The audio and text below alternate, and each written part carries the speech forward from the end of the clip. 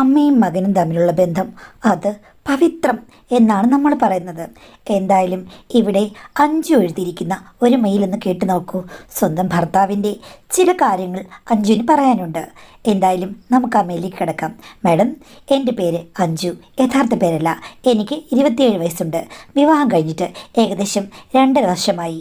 എൻ്റേത് വീട്ടുകാർ ആലോചിച്ചുറപ്പിച്ച വിവാഹമാണ്. സ്വതന്ത്ര ചിന്താഗതി പണ്ട് എൻ്റെ മനസ്സിലുണ്ട്. പക്ഷേ എൻ്റെ വീടിൻ്റെ സിറ്റുവേഷനിൽ അതൊന്നും നടക്കില്ല. അവർ പറയുന്ന ആളെ തന്നെ വിവാഹം കഴിക്കേണ്ടി വരും. അത്രയ്ക്കും സമ്മർദ്ദങ്ങളുള്ള ഒരു വീടായിരുന്നു. സർക്കാർ ഉദ്യോഗസ്ഥരെ കൊണ്ട് മാത്രമേ എന്നെ കല്യാണം കഴിപ്പിക്കൂന്ന് ആദ്യമേ അവരങ്ങ് തീരുമാനിച്ചു. എനിക്കതിലൊന്നും താല്പര്യമില്ലായിരുന്നു. കുറച്ചൊക്കെ യാത്ര ചെയ്യുന്ന തൊഴിലുള്ള ആരെങ്കിലും ആണെങ്കിൽ മതിയായിരുന്നു, അതും കേരളത്തിന് പുറത്ത്. കാര്യം ഇവിടെ നിന്ന് ബോറടിച്ചു. ഇവിടുത്തെ സിറ്റുവേഷനിൽ നിന്ന് ഇതേപോലുള്ള വേറൊരു വീട്ടിലേക്ക് പോയി കഴിഞ്ഞാൽ വറചട്ടിയിൽ നിന്ന് എരുതിയിലേക്ക്, അത്രയേ ഉള്ളൂ. പക്ഷേ എൻ്റെ ആഗ്രഹങ്ങൾ വലുതും നടന്നോ? ഇല്ല. വീട്ടുകാർ നിർബന്ധിച്ച് സമ്മതിപ്പിച്ച ഒരാളുമായിട്ടാണ് എൻ്റെ വിവാഹം കേങ്കയുമായി നടന്നത്. ഉയർന്നൊരു പൊസിഷനിൽ ജോലി, നല്ല സാലറി, പിന്നെ ചെക്കന് നല്ല പതിഞ്ഞ സ്വഭാവമാണത്രേ. ആരോടും അധികം സംസാരിക്കില്ല, സ്ത്രീകളുമായി കൂട്ടുകെട്ടില്ല, ഒന്നുമില്ല. അതായത് എല്ലാ രീതിയിലും തറവാടിയായ പയ്യൻ. കൊള്ളാം. ഇതാണല്ലോ അവരുടെ ക്രൈറ്റീരിയ. ചെക്കൻ വന്നപ്പോൾ ഞാൻ നോക്കി. കണ്ടാലൊക്കെ ഒരു ഇഷ്ടമൊക്കെ തോന്നും. കാര്യം സൗന്ദര്യമുണ്ട്, എങ്കിലും നടപ്പും എടുപ്പുമൊക്കെ വളരെ സ്ലോയിലാണ്. അത് എനിക്കങ്ങോട്ട് ഇഷ്ടപ്പെട്ടില്ല. ആണുങ്ങളാകുമ്പോൾ കുറച്ച് ചുറുചുറുക്ക് വേണം, പെണ്ണുങ്ങളാണെങ്കിലും വേണം. പക്ഷേ ആണുങ്ങൾക്ക് സൗന്ദര്യം മാത്രം പോരാ, ആണത്വവും അത് ചലനങ്ങളിൽ വേണം താനും. പക്ഷേ ഞാനതൊന്നും കണ്ടില്ല. എൻ്റെ മനസ്സിലുള്ള സങ്കല്പങ്ങൾ അതേപോലെയൊന്നും ഭർത്താവിലില്ലെന്ന് എനിക്കറിയാം. എന്തായാലും കല്യാണം കഴിഞ്ഞു. അവിടെ ചെന്ന് കഴിഞ്ഞപ്പോഴേക്കും വലിയ ബുദ്ധിമുട്ടൊന്നും ഉണ്ടായില്ല. കാര്യം ഭർത്താവിന് വളരെ കുറച്ച് ആവശ്യങ്ങളേ ഉള്ളൂ. അധികം സംസാരിക്കാറില്ല. രാവിലെ കറക്റ്റ് സമയത്ത് ഓഫീസിലേക്ക് പോകും. ഉച്ചയ്ക്ക് എന്നെ ഒന്ന് വിളിക്കും, 1-2 വാചകങ്ങൾ സംസാരിക്കും. വൈകിട്ട് വരും. വന്നു കഴിഞ്ഞാലും നല്ല അടുക്കും ചിട്ടയും നല്ല നീറ്റുമാണ്. എനിക്ക് തോന്നുന്നു കുറച്ച് OCD ഉള്ള ആളാണെന്ന്. അതുകൊണ്ട് എല്ലാം ഭംഗിയായി വയ്ക്കും. പിന്നെ പുള്ളിയുടെ കാര്യങ്ങളൊന്നും നമ്മൾ നോക്കേണ്ട കാര്യമില്ല, എല്ലാം തനിയെ ചെയ്തോളും. അങ്ങനെയൊക്കെയുള്ള കുറേ ഗുണങ്ങളുണ്ട്. എന്നാലും ആദ്യത്തെ 2 ആഴ്ചയോളം വെറുതെ ചേർന്ന് ഇരിക്കുക അല്ലെങ്കിൽ ഉറങ്ങുക, ഇത്ര മാത്രമേ ഉള്ളൂ. അല്ലാതെ ഒരു കൈവിരൽ തുമ്പിൻ്റെ ചലനങ്ങൾ പോലും ഉണ്ടായില്ല. സ്ത്രീയല്ലേ, ഒരിക്കലും അങ്ങോട്ട് കയറി ചാടിത്തുള്ളാൻ പറ്റില്ലല്ലോ. അതുകൊണ്ട് ഞാനൊന്നും മിണ്ടിയില്ല. എങ്കിലും ഏകദേശം 1 മാസമാകാറായി കഴിഞ്ഞപ്പോൾ ഒരു ദിവസം നർമ്മ സംഭാഷണങ്ങൾക്ക് ഞാൻ തുടക്കമിട്ടു. ചേട്ടൻ എന്നെ ഇഷ്ടപ്പെടാതെയാണോ കല്യാണം കഴിച്ചത് എന്ന് ഞാൻ പതിവ് ഡയലോഗ് എടുത്തിട്ടു. അത് എല്ലാ സ്ത്രീകളും ഭർത്താവാകുന്നു നിൽക്കുമ്പോൾ ചോദിക്കുന്നതാണല്ലോ. ഇതൊക്കെ ഞാൻ വായിച്ചിട്ടും കേട്ടറിഞ്ഞിട്ടുമുണ്ട്. പുള്ളിക്കാരൻ പറഞ്ഞേ അങ്ങനെയൊന്നുമില്ല, പിന്നെന്താണ് അടുത്ത് പെരുമാറാത്തത്? അപ്പോൾ പുള്ളി എന്നോട് ചോദിച്ചു, നിനക്ക് അതിനുള്ള സമയമായോ എന്ന്. ഞാൻ ചോദിച്ചു, ഇതിന് സമയമോ കാലമോ മറ്റോ ഉണ്ടോ? ഭർത്താക്കന്മാരല്ലേ മുൻകൈ എടുക്കുന്നതും നിങ്ങൾ എന്തെങ്കിലും സ്ലോ ആയിരിക്കുന്നതും. ഇങ്ങനെ ആയാൽ പോരാ, കുറച്ചുകൂടി നല്ല സ്പീഡാകണം എല്ലാ കാര്യങ്ങളിലും. എൻ്റെ സ്വഭാവം ഇങ്ങനെയാണെന്ന് പറഞ്ഞപ്പോൾ അങ്ങനെ ആയാൽ പോരാ. ഭർത്താവെന്ന് പറയുമ്പോൾ കുറച്ചുകൂടെ ചൊടിയും ചുണയും ഭാര്യമാർ വിചാരിക്കും എന്ന് ഞാനങ്ങ് പറഞ്ഞു. അത് പുള്ളിക്ക് ഒട്ടും ഇഷ്ടപ്പെട്ടില്ല. എന്നെ തുറച്ചു നോക്കി. എന്നിട്ട് അപ്പുറത്തേക്ക് അങ്ങ് മാറിക്കിടന്നു. ഞാൻ പുറകെ ചെന്ന് കഴിഞ്ഞപ്പോൾ കൊച്ചുകുട്ടികളെപ്പോലെ പിണങ്ങുകയാണ്. നീ എന്നെ അപമാനിച്ചില്ലേ, ഞാൻ സ്ലോ ആണെന്ന് പറഞ്ഞില്ലേന്ന്. ഞാൻ പറഞ്ഞു, നിങ്ങളുടെ പെരുമാറ്റങ്ങളിൽ സ്ലോ ആണെന്നാണ് ഞാൻ പറഞ്ഞത്. പക്ഷേ യഥാർത്ഥത്തിൽ നിങ്ങൾ സ്ലോ ആണെന്ന് എനിക്കറിയില്ലല്ലോ. അങ്ങനെയുണ്ടെങ്കിൽ ആ കാര്യങ്ങളിലേക്ക് ഇറങ്ങിച്ചെല്ലണം എന്നല്ലേ അറിയുകയുള്ളൂ. ഇങ്ങനെ വെറുതെ ഇരുന്നാൽ പറ്റുമോ? നീ എന്നെ പിന്നെയും കുറ്റപ്പെടുത്തുകയാണോ? കുറ്റപ്പെടുത്തുകയല്ല, ഡു ഓർ ഡൈ എന്നല്ലേ മനുഷ്യ. അതുകൊണ്ട് ഡു ഇറ്റ് എന്ന് ഞാൻ പറഞ്ഞു. ഇനിയിപ്പോൾ ഞാനിവിടെ തറവാടിത്തം മറന്ന് മോഹിനിയുടെ വേഷം എടുക്കേണ്ടി വരും. ഒന്ന് ചാടിത്തുള്ളണം എന്ന് വിചാരിച്ചു. ഞാൻ കടന്ന കയറ്റം ആരംഭിച്ചു. ആദ്യം അതൊന്നും ഇഷ്ടപ്പെട്ടില്ല. ഇതിപ്പോൾ ഞാനാണോ ഭർത്താവ് എന്നെനിക്ക് തോന്നിപ്പോയി. എന്തായാലും നനഞ്ഞിറങ്ങി. ഇനി കുളിച്ചു കയറണം എന്ന് വിചാരിച്ച് കൈകൾ നീട്ടി ഞാനൊരു പാട്ട് പാടി. ഒന്ന് തൊടാനുള്ളിൽ തീരാമോഹം.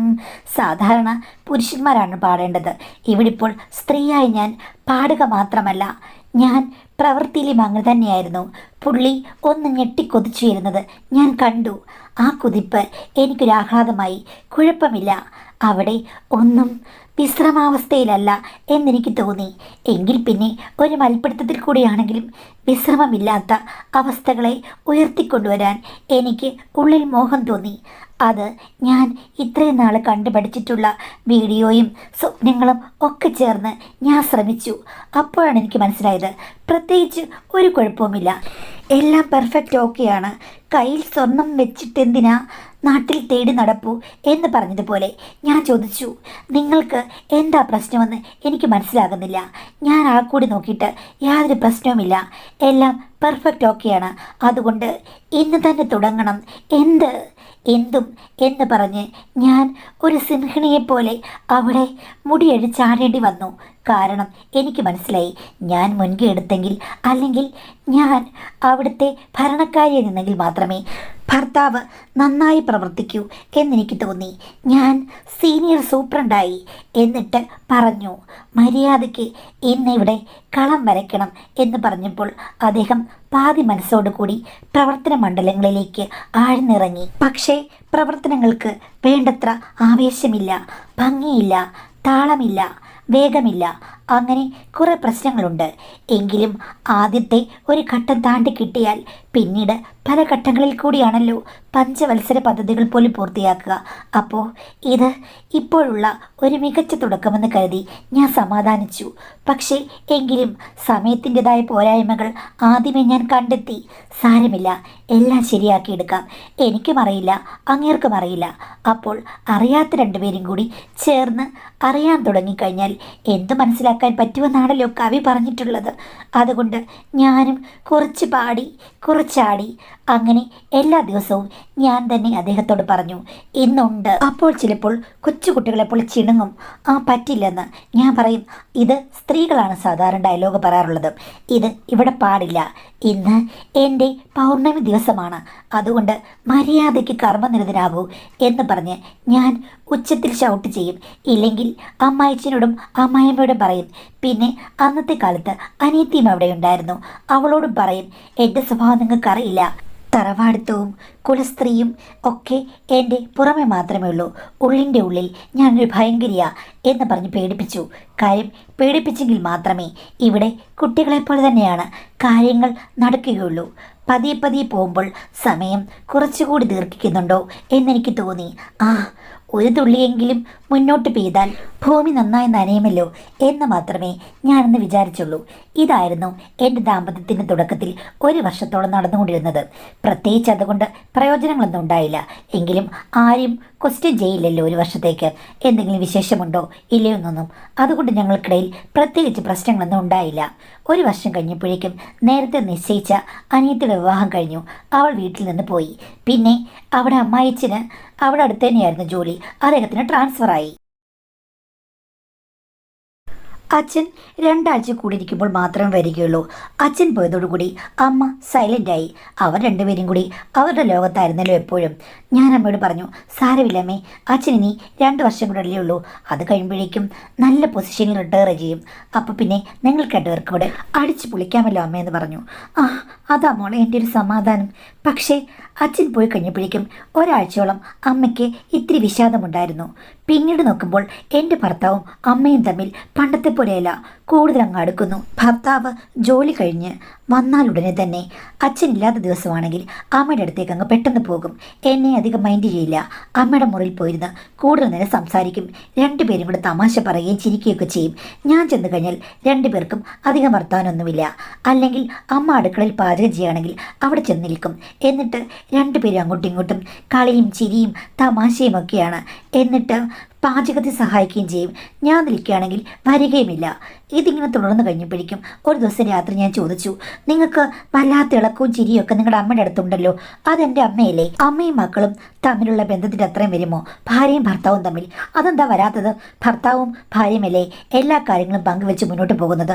അപ്പോൾ അമ്മയ്ക്കും മകനും നന്നായി ചിരിച്ച് രസിക്കാം. ഭാര്യയുമായി നിങ്ങൾ ഒരു തമാശ പോലും പറഞ്ഞ് കേട്ടിട്ടില്ലല്ലോ. അവാർഡ് പടം പോലെയാണല്ലോ എൻ്റെ അടുത്ത്. അതുമാത്രമല്ല എൻ്റെ ആവശ്യം പോലാണ് നിങ്ങൾ പെരുമാറുന്നത്. അടുത്തേക്ക് വന്നാൽ മാത്രം എന്തെങ്കിലും ഒരു ഉയർച്ച, അല്ലെങ്കിൽ എപ്പോഴും നിങ്ങൾ വെറുതെ ഇരിക്കുകയാണല്ലോ എന്ന് പറഞ്ഞ് ഞാൻ കുറ്റപ്പെടുത്തി. എൻ്റെ പൊട്ടിത്തെറി കണ്ടു കഴിഞ്ഞപ്പോഴേക്കും ഭർത്താവ് ചുറ്റും നോക്കി, നീ കിടന്ന് ബഹളം വെക്കാതെ, അമ്മയും അച്ഛനും ഒക്കെ കേട്ട് കഴിഞ്ഞാൽ എന്ത് വിചാരിക്കും? ഞാൻ പറഞ്ഞു, ആരെങ്കിലും എന്തെങ്കിലും വിചാരിച്ചോട്ടെ, മോൻ്റെ സ്വഭാവം ഇതാണെന്ന് എല്ലാവരും മനസ്സിലാക്കിക്കോട്ടെ, അല്ലാതെ ഞാൻ എന്താ ചെയ്യുക? അല്ലെങ്കിൽ നിങ്ങൾ കല്യാണം കഴിക്കരുതായിരുന്നു എന്നൊക്കെ പറഞ്ഞ് ഞാൻ വഴക്കിട്ടു. പുള്ളി അതിനൊക്കെ വല്ലപ്പോഴും മറുപടി നൽകും. ബാക്കിയുള്ള സമയത്ത് എന്നെ വെറുതെ തുറച്ചു നോക്കിക്കൊണ്ടിരിക്കും. ഇല്ലെങ്കിൽ ഇറങ്ങി അങ്ങ് പോകും. അമ്മയുടെ അടുത്തേക്കൊക്കെ പോയിരുന്ന് സംസാരിക്കുകയും മറ്റും ചെയ്യും. അതിനിടയ്ക്ക് കയറി തടസ്സപ്പെടുത്താൻ എനിക്ക് പറ്റുമോ? എന്ത് ചെയ്യാനാ? ഒരു ദിവസം ഞാൻ അമ്മായിമ്മയോട് പറഞ്ഞു, അമ്മേ, എൻ്റെ അടുത്ത് ഇങ്ങനെ കളിയും ചിരിയും തമാശയൊന്നുമില്ല. അപ്പോൾ അമ്മായിമ്മ പറയാണ്, പണ്ട് തൊട്ടേ അവന് പെണ്ണുങ്ങളോട് വലിയ അടുപ്പമൊന്നുമില്ല. സ്ത്രീകളോട് അവൻ ഒട്ടും താല്പര്യമില്ലാത്ത രീതിയിലാണ് പെരുമാറിയത്. ഇവൻ പ്രേമിക്കുമോ, ആരെങ്കിലും കല്യാണം കഴിക്കുമോ എന്നൊക്കെ ഞങ്ങൾക്കങ്ങ് സംശയമായിരുന്നു. എത്ര ആലോചന വന്നതാണ്, ഒന്നും നടന്നില്ല. അവസാനം പിന്നെ മോളുടെ കാര്യമാണ് കറക്റ്റായിട്ട് നടന്നത്. അതിനെന്തോ എതിരും പറഞ്ഞില്ല. അല്ലായിരുന്നെങ്കിൽ ഇപ്പോഴും അവൻ ആരെയും കല്യാണം കഴിക്കാതെ ഇവിടെ നിന്നേനെ. എനിക്ക് ദേഷ്യം വന്നു മാഡം. ഞാൻ പറഞ്ഞു, ഇതൊക്കെ വളർത്തുദോഷമാണ്. മകനായാലും മകളായാലും സമൂഹത്തിൻ്റെ രീതി അനുസരിച്ച് അവരെ വളർത്തണം. എന്നിട്ട് നിന്റെ വീട്ടിൽ പറഞ്ഞത് നിന്നെ അച്ചടക്കത്തോടു കൂടി വളർത്തിയതാണല്ലോ. അത്രയും നിയന്ത്രണം ആർക്കും ആവശ്യമില്ല. എടീ, നീ പറഞ്ഞു വരുന്നതിൻ്റെ കാര്യങ്ങൾ എനിക്ക് മനസ്സിലായി. നിനക്ക് സ്വാതന്ത്ര്യം വേണം. എൻ്റെ മോനെപ്പോലുള്ള ഒരാളെ നിനക്ക് അഡ്ജസ്റ്റ് ചെയ്യാൻ പറ്റുന്നില്ല. അതല്ലേ നീ അവനോട് വഴക്കിടുന്നത്? അപ്പോഴേക്കും ഞാൻ വഴക്കിട്ടത് അമ്മയോട് ഒന്ന് പറഞ്ഞു. എൻ്റെ മോൻ എല്ലാം എന്നോട് പറയടി. എന്ത് കാര്യമാണേലും എല്ലാ ദിവസവും നീയല്ലേ നിർബന്ധിക്കുന്നത്? എൻ്റെ കുഞ്ഞിനെ നീ ഉറക്കുന്നുണ്ടോടി? ഒരു ദിവസമെങ്കിലും റെസ്റ്റ് കൊടുക്കുന്നുണ്ടോ? ഇങ്ങനെയാണോ സ്ത്രീകൾ? സാധാരണ ഞാൻ കേട്ടിട്ടുള്ളത് സ്ത്രീകൾക്ക് എല്ലാ ദിവസവും റെസ്റ്റാണെന്നാണ്. ഇവിടെ ഇപ്പോൾ ഭർത്താവിന് റെസ്റ്റ് കൊടുക്കാത്ത ഒരു സ്ത്രീ, അത് ഞാൻ ആദ്യമായിട്ട് കേൾക്കുകയാണ്. നിനക്ക് തറവാട്ടിൽ പറഞ്ഞ പെണ്ണുങ്ങളുടെ ഒരു ലക്ഷണങ്ങളും ഉണ്ടെന്ന് എനിക്ക് തോന്നുന്നില്ല. എന്നിട്ട് എൻ്റെ മകനെ നീ കുറ്റം പറയുന്നു, വളർത്തുദോഷമാണെന്നും. അവന് ഒരു ദോഷമില്ലടി, നല്ല സ്വഭാവമാണ്. ഭയങ്കര സോഫ്റ്റ് അല്ലേ അവൻ്റെ സ്വഭാവം? സോഫ്റ്റ് ആയിരുന്നാൽ പലതും നടക്കില്ല. ഹാർഡാകണം, എങ്കിലേ കാര്യങ്ങൾ നടക്കൂ എന്നുള്ള മട്ടിൽ ഞാൻ സംസാരിച്ചു കഴിഞ്ഞപ്പോഴേക്കും അമ്മായിമ്മ പറഞ്ഞു, നീ ഇളക്കക്കാരിയാണെന്ന്. മോൻ പറഞ്ഞപ്പോൾ ഞാൻ ഇത്രയും വിശ്വസിച്ചില്ല. ശരിക്കും നീ ഒരു പാവമാണ്, സോഫ്റ്റ് ആണെന്ന് വിചാരിച്ചാണ് ഞങ്ങൾ കല്യാണം ആലോചിച്ചത്. പക്ഷേ നീ ഇപ്പോൾ അതിൻ്റെ നേരെ എതിരെയാണല്ലോ. ചുരുക്കം പറഞ്ഞാൽ എൻ്റെ ഭർത്താവിൻ്റെ അഭിപ്രായം ഇങ്ങനെയാണ്, ഞാൻ ഇളക്കക്കാരിയാണെന്ന്. അതുമാത്രമല്ല, വീട്ടിൽ നടക്കുന്നതും സ്വകാര്യമായ കാര്യങ്ങളുമെല്ലാം സ്വന്തം അമ്മയോട് ഡിസ്കസ് ചെയ്യുന്നു. അന്ന് തന്നെ ഞാൻ ഹസ്ബൻഡിനോട് ചോദിച്ചു, നിങ്ങൾ എന്തിനാണ് ആവശ്യമില്ലാത്ത കാര്യങ്ങളും അനാവശ്യമായ കാര്യങ്ങളും അമ്മയോട് പറഞ്ഞത്? അപ്പോൾ പറയുകയാണ്, അമ്മയോട് ഞാൻ പണ്ടേ എല്ലാം തുറന്ന് പറഞ്ഞ് ശീലിച്ചാണ്. എന്നിട്ട് കല്യാണം കഴിഞ്ഞ് ഇപ്പം അച്ഛനങ്ങ് പോയ പിന്നാണല്ലോ നിങ്ങൾ ഇത്രയും സംസാരിക്കുന്നത് കാണുന്നത്. ഇടയ്ക്ക് അങ്ങ് സൈലൻ്റ് ആയിരുന്നു. അത് പിന്നെ നിൻ്റെ സ്വഭാവം കൊണ്ട് എന്ത് ചെയ്യണം, എങ്ങനെ തുടങ്ങണമെന്ന് അറിയാതെ ഞാൻ ഇരിക്കുകയായിരുന്നു. അമ്മ വിവാഹം കഴിക്കുന്നതിന് മുമ്പ് പറഞ്ഞു, നീ അങ്ങ് സോഫ്റ്റാണ്, ഒന്നിനും നിർബന്ധിക്കാത്തൊരു പെൺകുട്ടിയാണെന്ന് തോന്നുന്നു എന്ന് പറഞ്ഞതുകൊണ്ടാണ് ഞാൻ ഈ വിവാഹത്തിന് സമ്മതിച്ചത്. വന്നു കഴിഞ്ഞപ്പോഴല്ലയോ നിനക്ക് നിർബന്ധങ്ങൾ കൂടുതലാണെന്ന് എനിക്ക് മനസ്സിലായത്. ആദ്യം ഇത് അമ്മയോട് പറയണമെന്ന് ഞാൻ ഒത്തിരി ചിന്തിച്ചു. പിന്നെ ഞാൻ അങ്ങ് അടങ്ങിയിരിക്കുകയായിരുന്നു. എനിക്ക് സത്യം പറഞ്ഞാൽ ഇങ്ങനെയുള്ള കാര്യങ്ങളോടൊക്കെ വളരെ താല്പര്യം കുറവാണ്. ഞാൻ പറഞ്ഞു, അങ്ങനെയുള്ളവർ കല്യാണം കഴിക്കരുത്, വീട്ടിൽ തന്നെ ഇരിക്കണം, അല്ലെങ്കിൽ സ്വന്തം കാര്യം നോക്കി മേളോട്ട് പട്ടം പറത്തി രസിക്കുക, അല്ലാതെ വിവാഹം കഴിക്കരുത്. അതുമാത്രമല്ല, സ്വന്തം കാര്യങ്ങൾ, ഭാര്യയുടെ കാര്യങ്ങളൊക്കെ അമ്മയോട് ഇങ്ങനെ ഷെയർ ചെയ്യുന്നതും ഒട്ടും നല്ലതല്ല. അമ്മയോട് ചിരിച്ച് കളിച്ച് ഊർജ്ജസ്വലനായി സംസാരിക്കാൻ നിങ്ങൾക്ക് യാതൊരു മടിയുമില്ലല്ലോ എന്ന് ചോദിച്ച് ഞാൻ എന്തൊക്കെയോ പറഞ്ഞു. സത്യം പറഞ്ഞാൽ എൻ്റെ സ്വഭാവം വളരെ മാറുകയായിരുന്നു. കാരണം വിവാഹം കഴിഞ്ഞപ്പോൾ മുതൽ എൻ്റെ കൺട്രോളിലാണ് എല്ലാ കാര്യങ്ങളും മുൻകൈ എടുത്ത് നടത്തേണ്ടത്. എത്രയൊക്കെ പറഞ്ഞാലും സ്ത്രീകൾക്ക് പലപ്പോഴും അതൊക്കെ ഇഷ്ടമാണെന്ന് പറഞ്ഞാലും പുരുഷന്മാർ തന്നെ മുന്നിൽ നിൽക്കുന്നത് പലപ്പോഴും സ്ത്രീകൾ ആഗ്രഹിക്കുന്നതാണ്. അതും ഇവിടെ നടക്കുന്നില്ല, ഒന്നും നടക്കുന്നില്ല. അങ്ങനെയാണ് ഞങ്ങൾക്കിടയിൽ ചില മുറുമുറുപ്പുകൾ ഉണ്ടായത്. അതിനിടയ്ക്ക് ഒരു ദിവസം അമ്മ ഒന്ന് വീണു, കാല് ഉളുക്കി റെസ്റ്റിലായി. അപ്പോൾ പാചകമൊന്നും ചെയ്യാൻ പറ്റില്ലല്ലോ, ഞാനാണ് എല്ലാം ചെയ്യുന്നത്. ഇതിനിടയ്ക്ക് ഭർത്താവ് വന്നു കഴിഞ്ഞു കഴിഞ്ഞാൽ അമ്മയുടെ വസ്ത്രങ്ങൾ പ്രത്യേകമായി കൊണ്ടുപോയി നനയ്ക്കുകയും ഉണങ്ങുകയൊക്കെ ചെയ്യും. ആ വസ്ത്രങ്ങളുടെ കൂട്ടത്തിൽ ആരുടെയും വസ്ത്രം വാഷിംഗ് മെഷീനിൽ ഇടുകയില്ല. ചില പ്രത്യേക വസ്ത്രങ്ങൾ ഡെറ്റോളൊക്കെ മുക്കിയാണ് ഉണക്കുന്നത്. ഇത് കണ്ടപ്പോൾ ഞാൻ പറഞ്ഞു, ഇങ്ങനെ അമ്മയുടെ എല്ലാ വസ്ത്രങ്ങളും നിങ്ങൾ തന്നെ കൈകാര്യം ചെയ്യേണ്ട കാര്യമില്ല. ഞാൻ ഒരു സ്ത്രീയാണല്ലോ, ഇവിടെയുണ്ട് ആണുങ്ങൾ ഇങ്ങനെ കൂടുതൽ ശ്രദ്ധിക്കേണ്ട കാര്യമില്ലെന്ന് പറഞ്ഞപ്പോൾ ഭർത്താവിനെ ചാടിക്കടിക്കാൻ വന്നു. ആഹാ, നീയാണോ നിശ്ചയിക്കുന്നത്?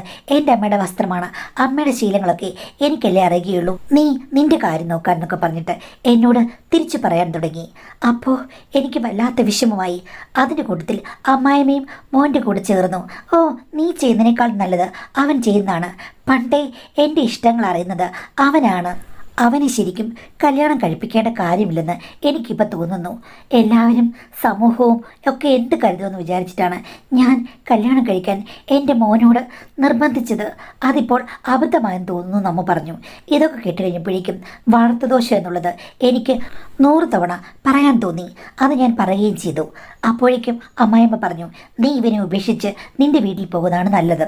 നിനക്ക് ഇവനൊന്നും ശരിയാകില്ല. ശരിക്കും പറഞ്ഞു കഴിഞ്ഞാൽ നിനക്ക് ഒന്നിലധികം ആളുകളുണ്ടെങ്കിൽ മാത്രമേ നിന്റെ കാര്യങ്ങൾ ഭംഗിയായി നടക്കൂ എന്ന് പറഞ്ഞ് അമ്മായിമ്മ എന്നെ ആക്ഷേപിക്കുകയും ചെയ്തു. അത് കേട്ട് കഴിഞ്ഞപ്പോഴേക്കും എനിക്ക് നല്ല വാശിയായി. ഞാൻ തിരിച്ചു പറഞ്ഞു, ഈ വീടും വിചിത്രമായൊരു വീടാണ്. പല അമ്മയും മകനെയും ഞാൻ കണ്ടിട്ടുണ്ട്. പക്ഷേ ഇവിടെ അങ്ങനെയൊന്നുമല്ല. വേറെന്തൊക്കെയോ കാര്യങ്ങൾ ഇതിന് പിന്നിലുണ്ട്. ശരിയായ രീതിയിലാണോ ഈ ബന്ധത്തിൻ്റെ പോക്കെന്ന് എനിക്കറിയില്ലെന്ന് പറഞ്ഞു. അത് കേട്ട് കഴിഞ്ഞപ്പോഴേക്കും മകനും അമ്മയും കൂടെ ഞെട്ടി. എന്നിട്ട് അമ്മ പെട്ടെന്ന് തന്നെ അലറി വിളിച്ച് പറയുകയാണ്, അതേടി, എൻ്റെ ഇഷ്ടം, എൻ്റെ മകൻ, അങ്ങനെ പല കാര്യങ്ങളും ഞങ്ങൾ തമ്മിൽ കാണും. നീ കണ്ടുപിടിച്ചെങ്കിൽ നീ കണ്ടുപൊത്തിക്കോ, അതാണ് നിനക്ക് നല്ലത്. നീ വന്നതുകൊണ്ട് ഒന്നും നിർത്താൻ ഞങ്ങൾ ഉദ്ദേശിച്ചില്ല. ഇനി ഞാൻ തുറന്നു പറയാം, ഞങ്ങൾ തമ്മിൽ നീ വിചാരിക്കുന്ന എല്ലാം ഉണ്ട്. എൻ്റെ ഭർത്താവിനും ഒരു കുലുക്കമില്ല. ശരിക്കും അവരെ ഒന്ന് ചൊടിപ്പിക്കാൻ വേണ്ടി ഞാൻ പറഞ്ഞതാണ്. പക്ഷേ ഇത്ര പെട്ടെന്ന് തന്നെ അവരത് സമ്മതിച്ചു തരുമെന്ന് എനിക്ക് ഒരിക്കലും വിശ്വസിക്കാൻ പറ്റില്ല. അതുമാത്രമല്ല, യഥാർത്ഥത്തിൽ ഇങ്ങനെയൊരു കാര്യമുണ്ടെന്ന് ഞാൻ സ്വപ്നത്തിൽ വിചാരിച്ചതല്ല. മാക്സിമം ഇറിറ്റേറ്റ് ചെയ്യുക, വഴക്കുണ്ടാക്കുക, അതിനുവേണ്ടി പറഞ്ഞതാണ്. രണ്ടുപേരും കല്ല് പോലെ നിൽക്കുകയാണ്. എനിക്ക് പിന്നെ എന്ത് പറയണമെന്നറിയില്ല. ഞാൻ തോറ്റ് എൻ്റെ മുറിയിലേക്ക് പോയി. എനിക്ക് അന്ന് രാത്രി മുഴുവനും കരയാനേ കഴിഞ്ഞുള്ളൂ. പിറ്റേന്ന് രാവിലെ ആയപ്പോഴേക്കും ഭർത്താവ് എൻ്റെ അടുത്തേക്ക് വന്നു. രാത്രി അടുത്ത് വന്നില്ല. എന്നിട്ട് എന്നോട് പറഞ്ഞു, ഇനിയിപ്പോൾ വിവാഹമോചനമാണെങ്കിൽ അത് ഓക്കെ, പക്ഷേ അമ്മയും മകനെയും നാറ്റിക്കാനാണ് നിൻ്റെ ഭാവമെങ്കിൽ നടക്കില്ലെന്ന് പറഞ്ഞു. ഞാൻ പറഞ്ഞു, ഞാൻ എൻ്റെ വീട്ടിലെല്ലാം പറയാൻ പോവുകയാണെന്ന്. ഞാൻ വീട്ടിൽ വിളിച്ച് പറഞ്ഞു, ഇവിടെ നിൽക്കാൻ പറ്റില്ല, അസാധാരണമായ കാര്യങ്ങളാണ് ഇവിടെ നടക്കുന്നതെന്ന്. അത് കേട്ട് കഴിഞ്ഞപ്പോഴേക്കും അച്ഛനും അമ്മയും എന്നെ കുറ്റപ്പെടുത്തുകയാണ് ചെയ്തത്. കാര്യം അങ്ങനെയൊന്നുമില്ല, നിനക്ക് തോന്നുന്നതാണ്. ചില വീടുകളിൽ അമ്മയും മകനും ഒക്കെ തമ്മിൽ ഭയങ്കര സ്നേഹമായിരിക്കും. ഇതൊക്കെ കണ്ട് നീ തെറ്റിദ്ധരിക്കുകയാണ്. നീ വഴക്കുണ്ടാക്കാൻ ചെന്നിട്ടാണ് അവർ പറഞ്ഞത്. എന്തായാലും വിവാഹമോചനം ചെയ്തു വന്നു കഴിഞ്ഞാൽ നിന്നെ സ്വീകരിക്കില്ല എന്ന് വരെ പറഞ്ഞു കഴിഞ്ഞു മാഡം. എനിക്ക് എന്ത് ചെയ്യണമെന്നറിയില്ല. ഇത് അക്സെപ്റ്റ് ചെയ്യണോ വേണ്ടയോ ഒരു പിടിയുമില്ല. അവസാനം ഭർത്താവിനോട് ചോദിച്ചു, എന്താ തീരുമാനമെന്ന്. ഞാൻ പറഞ്ഞു, എൻ്റെ വീട്ടിലേക്ക് ചെന്നാൽ അവർ സ്വീകരിക്കില്ലെന്നാണ് പറഞ്ഞത്. അതുകൊണ്ട് ഒരു ജോലി കണ്ടെത്തുന്നവരെ ഞാനിവിടെ നിൽക്കും. അത് കഴിഞ്ഞ ശേഷം നമുക്ക് പിരിയാവുന്ന. ഭർത്താവ് തലകുലുക്കി സമ്മതിച്ചു. ഞാൻ ഒന്നും മിണ്ടിയില്ല. ആ വീട്ടിൽ പിന്നെ ആരും എന്നോട് മിണ്ടിയില്ല. അമ്മായിച്ചൻ വരുമ്പോൾ മാത്രം എല്ലാവരും നോർമലായി അഭിനയിക്കും. അത് വല്ലാത്തൊരു ജീവിതമായിരുന്നു. പിന്നീട് എൻ്റെ മുറിയിൽ ഞാൻ തനിച്ചാണ് ഉറക്കം. അച്ഛൻ വരുന്ന ദിവസങ്ങൾ മാത്രമേ ഹസ്ബൻഡ് എൻ്റെ അടുത്തേക്ക് വരികയുള്ളൂ. അതും വേറെ വശത്തേക്ക് തിരിഞ്ഞു കിടന്നുറങ്ങും. ബാക്കിയുള്ള ദിവസങ്ങളെല്ലാം അവിടെയായിരുന്നു. എനിക്ക് കാണേണ്ടാത്ത കാര്യങ്ങളും എല്ലാം കൺമുന്നിൽ കാണേണ്ടി വന്നു മാഡം. എങ്ങനെയാണ് അത് എക്സ്പ്ലെയിൻ ചെയ്യാമെന്ന് പോലും എനിക്കറിയില്ല. ഒരു ദിവസം ഞാൻ തനിച്ചിരുന്ന് കരയുന്നത് കണ്ടിട്ട് അമ്മായിമ്മ എന്നോട് വന്ന് പറഞ്ഞു, നിന്റെ ദുഃഖം എനിക്ക് മനസ്സിലാകുന്നുണ്ട്. പക്ഷേ എൻ്റെ കയ്യിൽ നിന്ന് ഒരു മിസ്റ്റേക്ക് പറ്റി. വിവാഹത്തിന് മുമ്പ് ഒരാളോട് എനിക്ക് തീവ്ര പ്രണയമുണ്ടായിരുന്നു. പക്ഷേ അത് നടന്നില്ല. എങ്കിലും ഞങ്ങൾ തമ്മിൽ വളരെ അടുത്ത് കഴിഞ്ഞിരുന്നു. വിവാഹശേഷവും ആ അടുപ്പമുണ്ടായി. ഇതിൽ എങ്ങനെയാണ് എനിക്ക് വിശേഷം സംഭവിച്ചതെന്ന് എനിക്കറിയില്ല. പക്ഷേ കുട്ടി ജനിച്ചു കഴിഞ്ഞപ്പോൾ എനിക്ക് മനസ്സിലായി, കാര്യം എൻ്റെ ഈ ഭർത്താവല്ല അതിനുത്തരവാദിയെന്ന്. പിന്നീട് എനിക്ക് സന്തോഷം തന്നെയായിരുന്നു. ഞാൻ ഒന്നും പറയാതെ നിഗൂഢമായി മുന്നോട്ട് പോയി. എൻ്റെ പഴയ കാമുകൻ്റെ കുട്ടിയാണല്ലോ എന്നോർക്കുമ്പോൾ എനിക്ക് സന്തോഷമായിരുന്നു. അങ്ങേർ പിന്നീട് വേറെ കല്യാണം കഴിച്ചു. ഞങ്ങൾ തമ്മിലുള്ള ടച്ച് വിട്ടു. രണ്ടാമത് എനിക്കും ഭർത്താവിനും ഒരു കുട്ടി ഉണ്ടായി കഴിഞ്ഞപ്പോഴേക്കും ഞാൻ പഴയ കഥകളെല്ലാം മറന്നിരിക്കുകയായിരുന്നു. പക്ഷേ വളർന്നു വന്നപ്പോൾ എൻ്റെ കാമുകൻ്റെ തനി സ്വരൂപമാണ് എൻ്റെ മകൻ. അത് പക്ഷേ എൻ്റെ വീട്ടുകാർക്കല്ലാതെ എൻ്റെ ഭർത്താവിന് അറിയില്ലല്ലോ. നല്ല സുന്ദരനായൊരു മകൻ എന്ന് മാത്രമേ അദ്ദേഹം കരുതിയുള്ളൂ. പക്ഷേ എൻ്റെ മനസ്സിൽ അവൻ വളർന്നു വന്നപ്പോൾ പഴയ കാമുകനെ ദർശിക്കാനായി എൻ്റെ മനസ്സ് മാറി മറിയുകയായിരുന്നു. അങ്ങനെയാണ് മോളെ എൻ്റെ കയ്യിൽ നിന്നും എടുത്തുചാട്ടം സംഭവിച്ചത്. പിഞ്ചുമുട്ട് പൂവായി വരുന്നതിന് മുമ്പ് തന്നെ വളവും വെള്ളവും ഒഴിച്ചു കൊടുത്തു കഴിഞ്ഞാൽ അത് തഴച്ചു വളരും. അങ്ങനെ വേരുകൾ ആണ്ടു പടർന്ന് തഴച്ചു വളർന്നത് കൊണ്ടാണ് അവന് എന്നോട് ഭയങ്കരമായ ഒരു അറ്റാച്ച്മെൻറ്റ് തോന്നുന്നത്. അത് മാറ്റാൻ പറ്റില്ല, എനിക്ക് മാറ്റാൻ പറ്റില്ല. നിന്നോട് ഞാൻ ചെയ്തത് ഒരു തെറ്റാണ്. ഞാനിത് ചെയ്യരുതായിരുന്നു. എനിക്കിപ്പോഴാണ് കുറ്റബോധം തോന്നിയത്. നീ രക്ഷപ്പെട്ടു മോളെന്ന് പറഞ്ഞു. ഞാൻ പറഞ്ഞു വീട്ടിൽ ചെന്നാലും എന്നെ ഇനി അവർ സ്വീകരിക്കില്ലെന്ന്. അപ്പോൾ അമ്മായിയമ്മ എന്നോട് പറഞ്ഞു, അങ്ങനെയെങ്കിൽ ഒരു വഴിയുണ്ട്. എന്താണ് ആ വഴി? മോളെ, ഇവിടെ നീ ഞങ്ങളുടെ കൂടെ കക്ഷി ചേരൂ. നമുക്ക് 3 പേർക്കും കൂടെ നന്നായി മുന്നോട്ട് പോകാം. ഞങ്ങളുടെ കാര്യങ്ങൾ നീ അങ്ങ് കണ്ണടച്ച് അംഗീകരിച്ചാൽ മതി. നിനക്ക് നല്ല സ്വാതന്ത്ര്യമുണ്ട്. ജോലിക്ക് പോകാം. അവിടെ വെച്ച് നിന്റെ ആഗ്രഹങ്ങളും ആശകൾക്കും ഒക്കെ മേലെ നിനക്ക് പാറിപ്പറക്കാം. ഒരു പ്രശ്നമില്ല. രഹസ്യമായി നിന്റെ കാര്യങ്ങൾ എങ്ങനെ വേണമെങ്കിലും നിനക്ക് മാനേജ് ചെയ്യാം. എത്ര ആളുകളെ വേണമെങ്കിലും നിനക്ക് സൗഹൃദമുണ്ടാക്കാം. വേണമെങ്കിൽ ആ ആൾക്കാർ ഇങ്ങോട്ട് വന്നോട്ടെ. നമ്മൾ അതിഥികളായിട്ട് ഒരു പ്രശ്നവുമില്ല. സമാന്തരമായി 2 കാര്യങ്ങളും മുന്നോട്ട് പോകാം മോളെ. നമുക്ക് മോഡേണായി ജീവിക്കാം. സദാചാരത്തിന് കെട്ടുപാടുകളില്ലാതെ നമുക്ക് പോകാൻ പറ്റുമെങ്കിൽ അതല്ലേ നല്ലത്. നിന്റെ വീട്ടിൽ പോയാലും നിനക്ക് അടുത്തൊരു കല്യാണം, അതും നിനക്ക് കുളമാണെങ്കിൽ എന്ത് ചെയ്യും? ഇവിടെ ഇപ്പോൾ എല്ലാം അണ്ടർസ്റ്റാൻഡ് ചെയ്ത് പോകാമെങ്കിൽ സ്വതന്ത്ര ചിന്താഗതിക്കാരിയായി നിനക്ക് പാറി പറക്കല്ലോ മോളെ എന്ന് ചോദിച്ചു. ആദ്യം കേട്ടപ്പോൾ ഞെട്ടിയെങ്കിലും അമ്മയുടെ ഐഡിയ വളരെ നല്ലതാണെന്ന് എനിക്ക് തോന്നി. അമ്മയെ പിന്നീട് എനിക്ക് കാലിൽ വീണ് നമസ്കരിക്കാൻ തോന്നി. പതിയെ സാഹചര്യങ്ങളുമായി ഞാൻ അഡ്ജസ്റ്റഡായി. പുറത്ത് ഹസ്ബൻഡ് തന്നെയാണ് എനിക്കൊരു ജോലി ഒപ്പിച്ചു തന്നത്. അമ്മയും മകനും ഉള്ള സമയത്തെ കാര്യങ്ങൾ ഞാൻ ശ്രദ്ധിക്കാറേയില്ല.